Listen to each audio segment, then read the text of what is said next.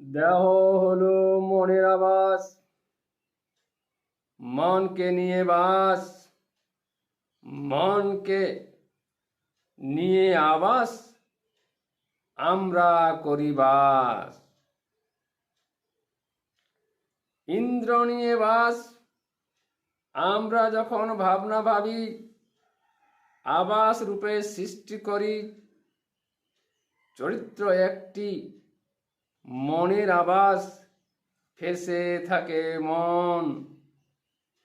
মন যেখানে গাঢ় হয় সেটা তার আবাস।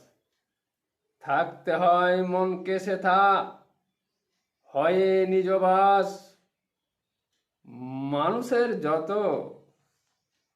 আবাস আছে, একটি করে আবাস। মুক্ত হতে চায় না সে চরিত্রের আবাস। মানুষের যত চরিত্র আছে, নিজ নিজ আবাস।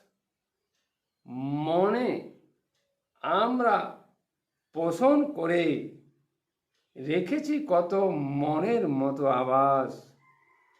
যেখানে মন বাস করে সেটা তার আবাস।